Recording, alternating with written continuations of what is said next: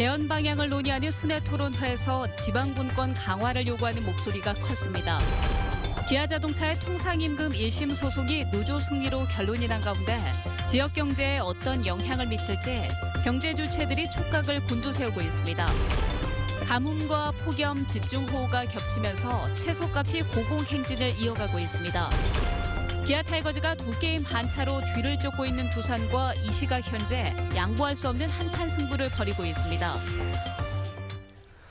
여러분 안녕하십니까? 기아 타이거즈가 2경기 반차로 쫓기고 있는 2위 두산과 운명의 한판 승부를 벌이고 있습니다. 포스트 시즌의 향방이 갈릴 수 있어 전국적인 관심을 받고 있는데요. 광주 기아 챔피언스필드에 나가 있는 김철원 기자 연결합니다. 김철원 기자, 지금 상황 어떻습니까? 네, 5회 말 현재 기아가 두산에 6대3으로 앞서고 있습니다. 기아는 제3선발 패틴, 두산은 제1선발 니퍼트를 내세워 그야말로 총력전을 펼치고 있는데요. 리그 1, 2위 팀끼리 겨루는 경기답게 엎치락뒤치락 아주 재미있게 진행되고 있습니다. 경기 초반에는 두산이 앞서 나갔지만 기아가 따라잡더니 결국 뒤집었습니다. 시즌 내내 선두를 달려온 기아에게 오늘과 내일 두산과의 2연전이 무척 중요합니다.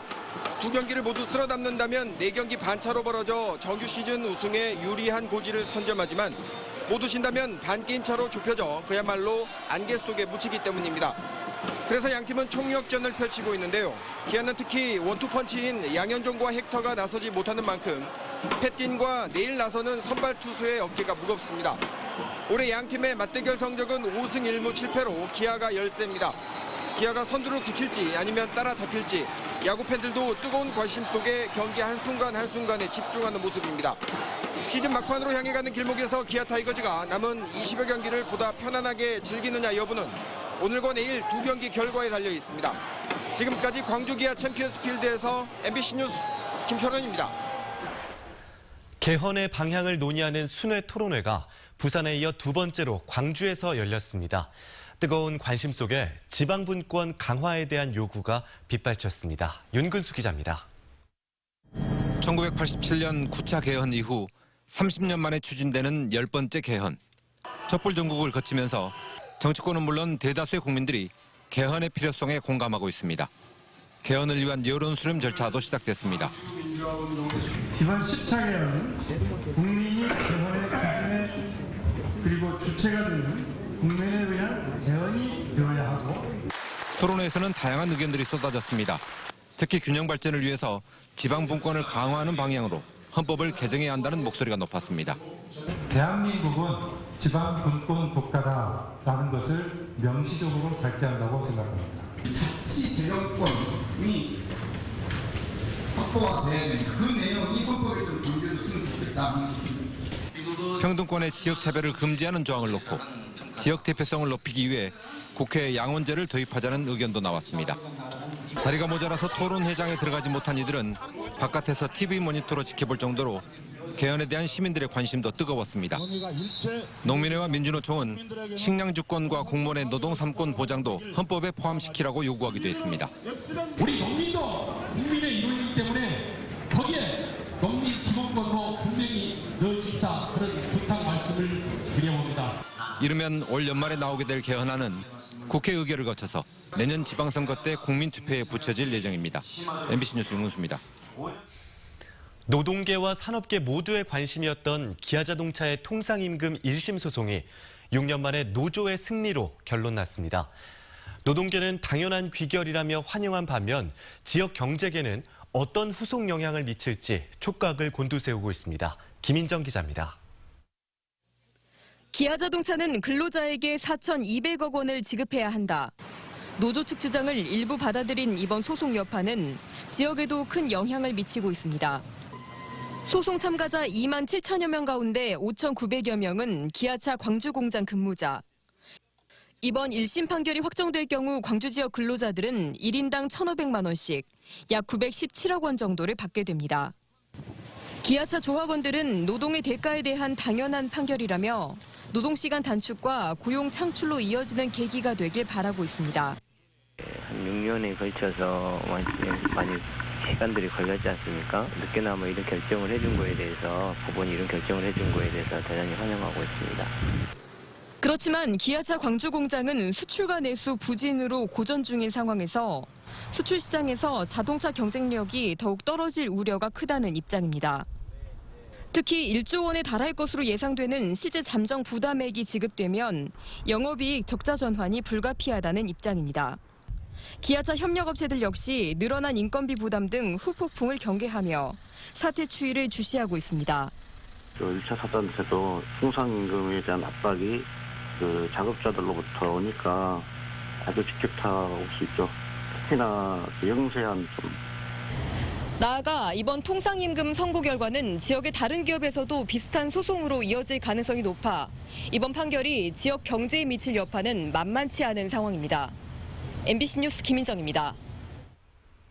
채소값이 고공세를 이어가면서 식탁에서 채소가 사라질 판입니다.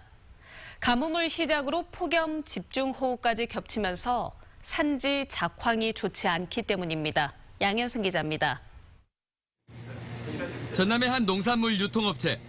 채소 판매 코너가 유독 한산합니다. 채소값이 올라도 너무 올라 쉽게 장바구니에 담지 못합니다. 식당 등은 일반 가정보다 걱정이 더 큽니다. 근데 배추가 제일 비싼 것 같아요. 김장 김치 담고 그러려면 채소가가 너무 비싸서. 배추는 10kg 한 망에 17,000원 선으로 최근 5년 평균 가격보다 2배가 올랐고 상추는 60%, 양배추는 30% 이상 비쌉니다. 특히 애호박은 20개에 58,000원으로 평년보다 3배가 비쌉니다. 고추, 감자, 양파, 대파 등 양념 채소류도 최고 70% 이상 가격이 오르는 등 요즘 평년보다 가격이 안 오른 채소가 없습니다. 가뭄에 이어 폭염과 집중호우 등 변덕스러운 날씨 속에 작황 부진이 계속되면서 산지에서 시장으로 공급되는 물량이 줄었기 때문입니다. 아무래도 고객님들 입장에서는 기존에 한 봉지 1,000원에 샀던 것들이 2,000원, 3,000원씩 하다 보니까 아무래도 매출량도 준 거는 사실입니다. 학교 개학에 따라 대규모 급식시설 수요는 점차 커지고 채소류 소비가 많은 추석까지 한 달여 앞으로 다가오면서 채소 가격의 오름세는 당분간 불가피할 전망입니다. MBC 뉴스 양현승입니다. 나주 드들강 여고생 살인 사건 피고인에게 항소심도 무기징역을 선고했습니다. 광주고법 제1형사부는 강간 등 살인 혐의로 구속 기소된 40살 김모 씨의 항소를 기각하고 무기징역과 위치 추적 전자장치 20년 부착 등을 선고한 1심을 유지했습니다.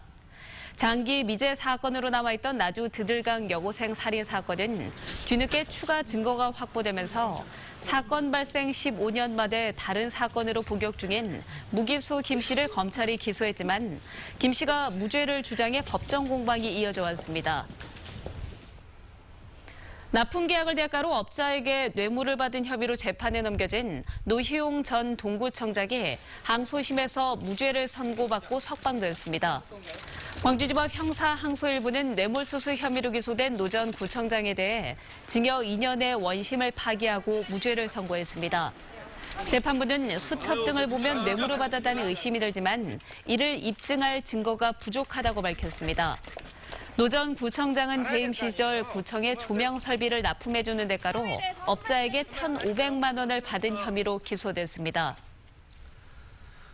광주 도시철도공사가 영무와 미화, 시설 등 5개 직종의 기간제 근로자 330명을 무기계약직으로 전환했습니다. 이들은 광주시의 공공부문 비정규직 정규직화 방침에 따라 지난 2015년 민간 위탁 근로자 신분에서 기간제 직접 고용으로 전환됐으며 2년 동안 절차를 거쳐 오늘부터 무기계약직으로 전환됐습니다. 이번에 무기계약직으로 전환된 이들은 만 60세 기본정년 보장 등을 적용받습니다. 광주 지역 시민사회단체들이 금호타이어 정상화를 위한 공동대책위원회를 결성하고 활동에 들어갔습니다. 광주 지역 시민사회단체로 구성된 대책위원회는 광주시청 앞에서 대책위 결성 기자회견을 갖고 금호타이어 부실 해외 매각 중단과 부실 경영 책임이 있는 박삼구 회장의 인수 반대, 금호타이어 정상화를 위한 정부의 책임을 요구해 나가기로 했습니다. 전국 시도의장협의회도 지역 경제를 악화시키고 청년들의 미래 기회를 박탈하는 해외 매각은 중단돼야 한다는 결의문을 채택했습니다. 뉴욕 유엔 본부의 직원들로 구성된 유엔 합창단이 창단 70주년을 맞아 한국을 방문했습니다. 인권과 예술의 도시 광주에서도 시민들과의 합창을 통해 화합과 평화의 메시지를 전했습니다. 이미지 뉴스 리포터입니다. 세계 35개국에서 온 50여 명의 사람들이 각기 다른 목소리로 하나의 하모니를 만들어냅니다. 뉴욕 유엔 본부의 직원들로 구성된 유엔 합창단입니다. 전쟁 종식 국가나 자연재해를 맞이한 국가 등을 돌며 평화를 기원해온 유엔 합창단이 창단 이후 처음으로 한국을 찾았습니다.